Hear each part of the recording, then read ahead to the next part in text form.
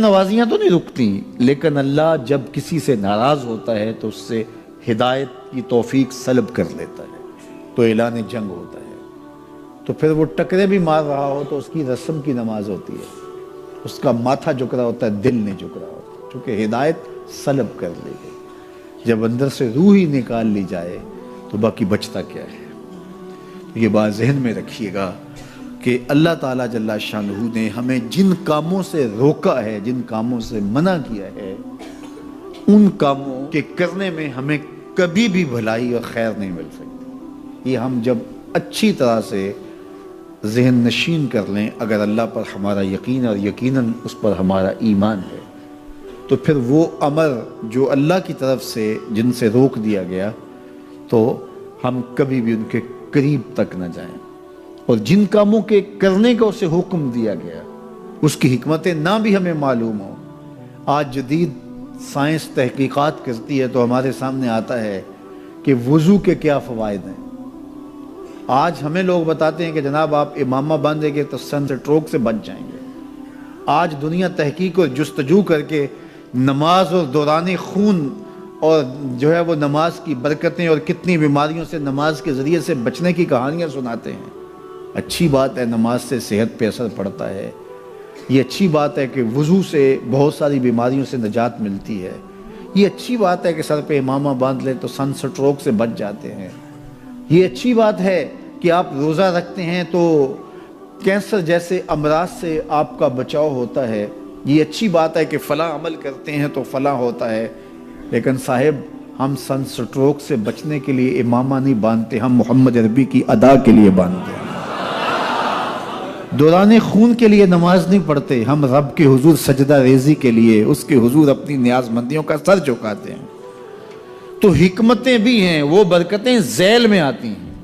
تو یہ بات ذہن میں رکھیے گا کہ حکمتیں معلوم نہ بھی ہوں تو ہم عمل کرتے ہیں۔ یہی تو ہے کہ یؤمنون بالغیب۔ بندہ سمجھتا ہے میں سودی کاروبار کر رہا ہوں، لیکن اس کے باوجود بھی میرا کاروبار تو چل رہا ہے، میں سودی کاروبار کر رہا ہوں، لوگ تو میری عزت کر رہے ہیں، مسجد کی کمیٹی کا میں صدر بھی ہوں، میں معززین شہر میں شامل بھی ہوں، لوگ مجھے جلسوں میں مہمان خصوصی بھی بلاتے ہیں، میں ایم پی اے بھی منتخب ہو گیا ہوں، مجھے وزارت کا قلمدان بھی سونپ دیا گیا ہے۔ وہ میاں اللہ کی نظر میں ان چیزوں کی اہمیت ہی نہیں ہے۔ یہ چیزیں ہوتی کیا ہیں؟ وہ یہ نہیں چھینتا، وہ ہدایت چھینتا ہے، وہ روٹی نہیں چھینتا، وہ تو نمرود کو بھی روٹی دیتا تھا۔ اس نے کبھی سورج کو منع نہیں کیا کہ اس کے گھر میں روشنی نہ کر، یہ حامان کا گھر ہے، یہ قارون کا گھر ہے، یہ میرے دشمنوں کا گھر ہے، اس کے گھر میں روشنی نہیں ہونی چاہیے۔ چاند کو کہتا ہے اپنی کرنیں بکھیر، سورج کو کہتا ہے اپنی روشنی بکھیر۔ جس طرح باجزید کے گھر میں روشنی ہوتی ہے، اس مکار کے گھر میں بھی ایسی روشنی ہوتی ہے، فرق نہیں پڑتا۔ تو وہ لاکھوں لوگ حضور کی چوکھٹ پہ، لیکن ہر بندہ یہ محسوس کرتا ہے اس طرح ساری رحمتیں میرے پہ اتر رہی ہیں، میرے پہ برس رہی ہیں۔ وہ کیا کسی نے کہا تھا اور قلم توڑ دیا، اس نے کہا کہ یہ کتنی عجیب بات ہے کہ اتنے بڑے ہجوم میں، ذرا شعر کا حسن دیکھیے، یہ کتنی عجیب بات ہے کہ اتنے بڑے ہجوم میں وہ دیر تک سنتے رہے بس میری ہی داستان۔ ہر بندے کو یہی محسوس ہوتا ہے، یہ کتنی عجیب بات ہے کہ اتنے بڑے ہجوم میں وہ دیر تک سنتے رہے میری ہی داستان۔ تو ہر بندے کو یہی لگتا ہے کہ میری ہی وہ سن رہے ہیں۔ اور زہری صاحب کا انداز بڑا سادہ ہے، پنجابی لہجہ ہے کہ آقا دے دوارے تے غلامہ دیاں ٹولیاں، ایک پیا سن دائے لکھاں دیاں بولی، ایک پیا سن دائے، کوئی اردو میں بول رہا ہے، کوئی پشتو میں بول رہا ہے، کوئی پنجابی میں بول رہا ہے، کوئی عربی میں بول رہا ہے۔ اور اقبال کہتا ہے شش جہت روشن ز تاب روئے تو، ترکو تاجی کو عرب ہندوئے تو۔ حضور یہ ترک بھی آپ کے غلام، یہ تاجک بھی آپ کے غلام، یہ عرب بھی آپ کے غلام، یہ سارے نوکر آپ کے۔ گرد تو گردد حریم کائنات، از تو خواہم یک نگاہ التفات۔ مجھے اپنے والد گرامی یاد آ گئے، وہ روزانہ یہ شعر پڑھا کرتے تھے، اور پڑھتے ہوئے ان کی جو کیفیت ہوتی تھی ہمیں ترس آتا تھا ان کے اوپر۔ ہم بالکل جب چھوٹے تو ہم خود رونے لگ جاتے تھے ان کو دیکھ کے۔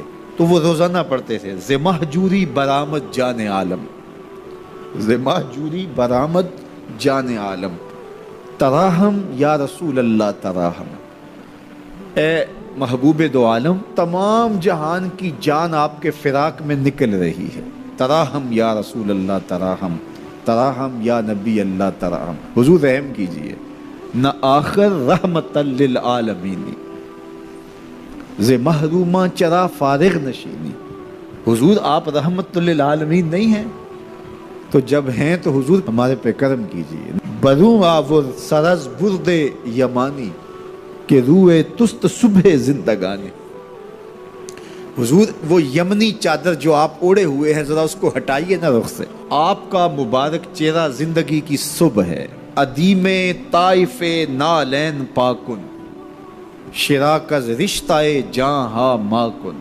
حضور طائف کے چمڑے کی بنے ہوئے مبارک نالین آپ زیب تن کیجئے، شراکز رشتہ جاں ہائے ماکن، اور اس مبارک نالین کے اندر تسمے میرے چمڑے کے نہیں میری جان کے ڈالیے، چے باشد گر کنی سوئم نگاہے، پیا پہ گر نہ باشد گاہے گاہے، نگاہے یا رسول اللہ نگاہے، صد ہزاراں جبریل اندر بشر، بحر حق سوئے غریباں یک نظر، یا رسول اللہ انظر حالنا، یا حبیب اللہ اسما قالنا، اننی فی بحر غم من مغرقن، خذ یدی ساحل لنا اشکالنا، یا صاحب الجمال و یا سید البشر، من وجہک المنیر لقد نور القمر، لا یمکن الثناء کما کان حقہ، بعد از خدا بزرگ توئی قصہ مختصر۔ اللہ اکبر، یہ معمول تھا ان کا، یہ وظیفہ کہہ لیجئے۔ تو اقبال بھی کہتے ہیں گرد تو گردد حریم کائنات، از تو خواہم یک نگاہ التفات، حضور ایک نظر کر دیجئے، ایک نگاہ کر دیجئے۔ اللہ اکبر۔ تو اللہ ہمیں حضور کی نگاہیں نصیب فرمائے، اللہ اجڑے باطن سوار دے اور من میں چراغاں کر دے۔ حضور کی محبت کے بغیر زندگی زندگی ہی نہیں ہے، زندگی کے پلے ہی کچھ نہیں اگر حضور کا پیار نہیں ہے، حضور کا ادب نہیں ہے، تو سارا دین ان کی محبت کا نام ہے۔ لا دین لمن لا محبت لا، اس شخص کا دین ہی نہیں ہے جس کے پاس حضور کی محبت کا جوہر نہیں۔